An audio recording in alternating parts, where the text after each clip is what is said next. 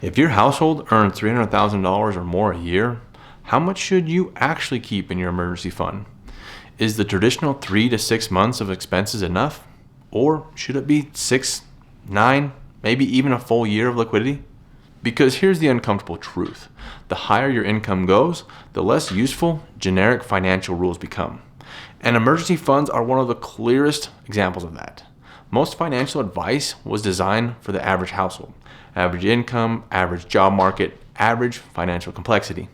But once a household income moves into the $300,000, $400,000, even $500,000 range, the financial system you're operating in changes. Your expenses are larger, your compensation is more complex, and replacing that income can take a lot longer than most people expect. Which means following the wrong rule here can quietly create a lot more financial risk than people realize. In this video, I'll show you why the traditional 3 to 6 month emergency fund rule often breaks down for high income families, how to calculate the right amount of liquidity when your household income is north of $300,000, and where that emergency fund should actually be kept so it's safe, liquid, and still earns a little something while it sits there. But before we talk about numbers, we need to address how job markets actually work at different income levels. Imagine two ponds. One pond is huge and full of fish, thousands of opportunities swimming around at any given time. That's what the job market looks like for entry-level and mid-career roles. Now picture a much smaller pond. The fish are bigger, more specialized, and there are fewer of them. That's what the market often looks like once you reach director, VP, or highly specialized technical roles.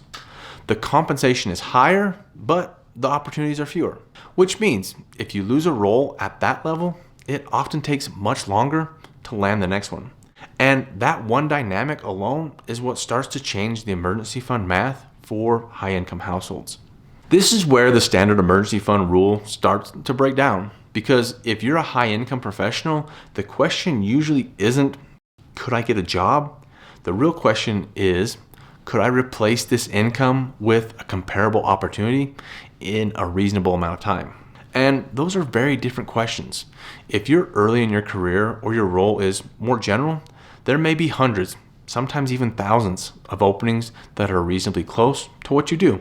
But as your income rises and your skills become more specialized, the market usually gets narrower.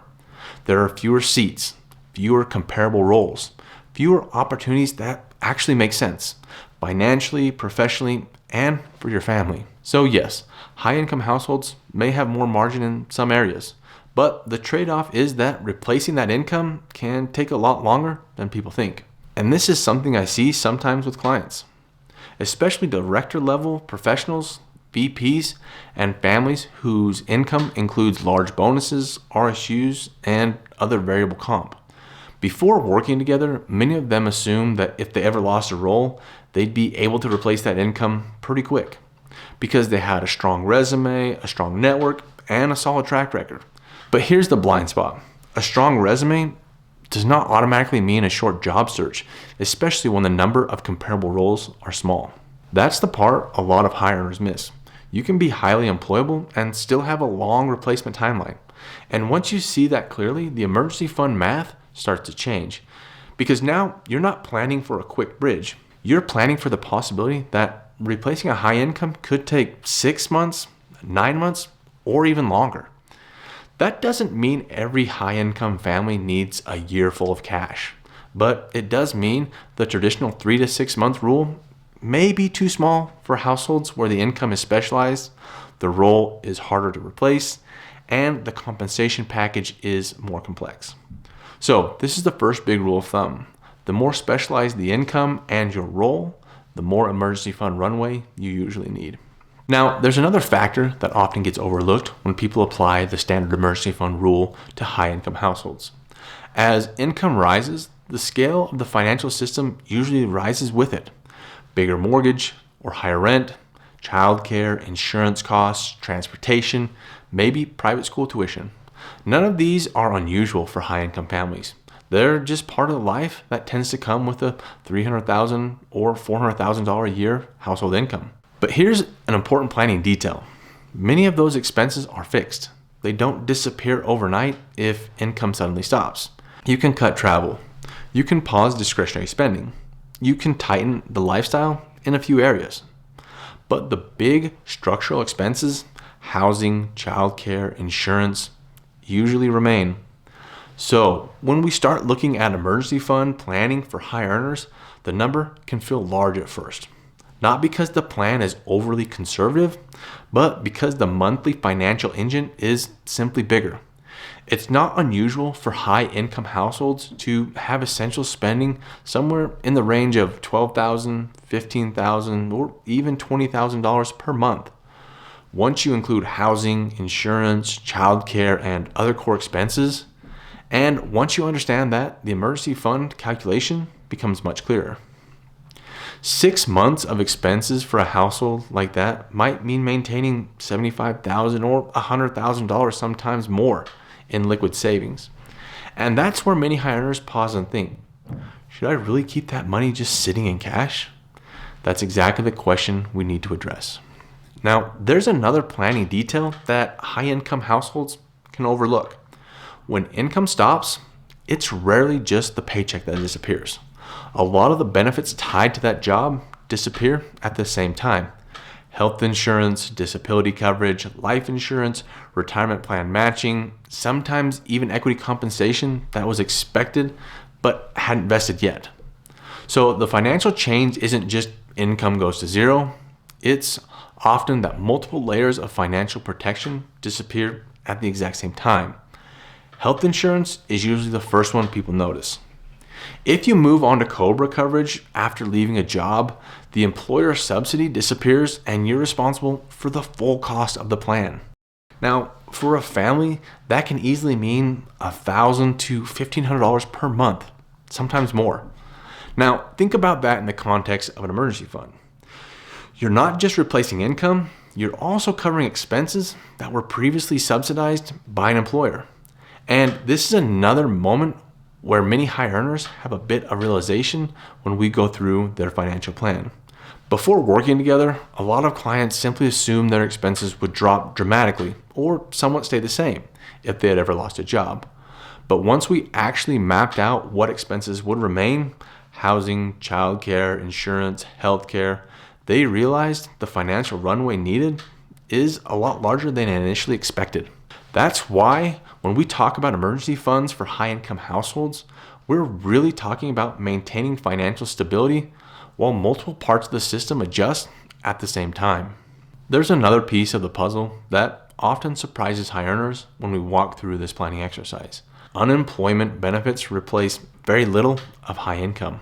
Most people assume that if they ever lost their job, unemployment insurance would at least help bridge the gap even just a little bit.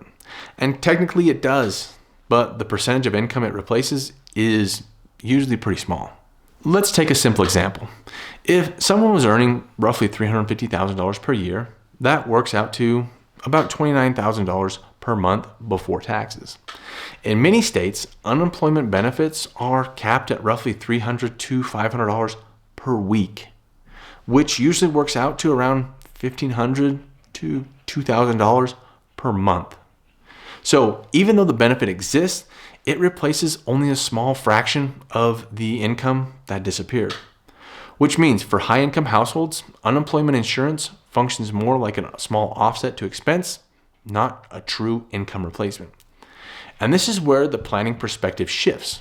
For many households, the real financial safety net isn't a government program. It's personal liquidity. It's the cash buffer you control.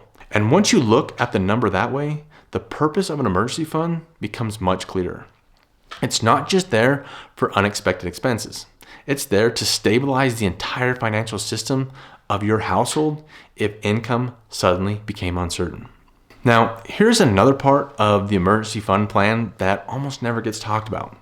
An emergency fund isn't just about protecting your family from a financial emergency. It's also about protecting the quality of your decisions when your income becomes uncertain.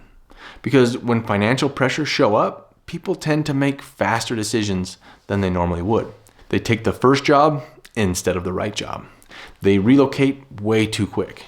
They sell investments at the wrong time just to create cash. or they accept a role that doesn't really fit their long-term career paths or their specialty. Liquidity changes that dynamic. When a household has enough runway, they gain something extremely valuable: time. Time to evaluate opportunities, time to wait for the right role, time to avoid making a rushed decision that could affect the next 5, 10, or 15, 20 years of their career. And this is one of the planning conversations I have with my clients, especially director level and VP level professionals. Before working together, many of them focused heavily on investing and maximizing returns, which is important. But the blind spot was often liquidity during career transitions. Once we structured their financial plan so they had enough emergency runway, something interesting happened. They weren't forced into reactive decisions anymore. They could wait for the right opportunity instead of the first opportunity. And over the course of a 30 to 40 year career, those types of decisions can have a surprisingly large impact on long-term income and satisfaction. So after looking at all of these factors, long job searches, higher than fixed expenses, benefits disappearing, and limited unemployment support, the natural question becomes how much emergency fund is actually enough. For many households, the traditional rule still works well, about 3 to 6 months of expenses. But once household income moves into the 300,000 plus range, that guideline often needs to be expanded a bit. Not because high earners are less secure, but because the structure of their financial life is different. So here's a simple rule of thumb I often walk through with clients. If income is relatively stable, the role isn't extremely specialized, and the household has strong saving habits, then something in the 6 to 9 month range of core expenses is a reasonable target. But if the income is coming from a highly specialized job and the job market is narrow, or compensation also includes large bonuses, equity, or performance incentives, then it can make sense to move closer to the 9 to 12 months of liquidity. Again, this isn't a rigid rule, it's a planning range. The goal isn't to hoard cash forever. The goal is to simply create enough runway so that if income ever becomes uncertain, the household has time to adjust without being forced into rushed decisions. Once you know how much runway you want to maintain, the next question becomes, where should the money actually sit? The most important rule is simple.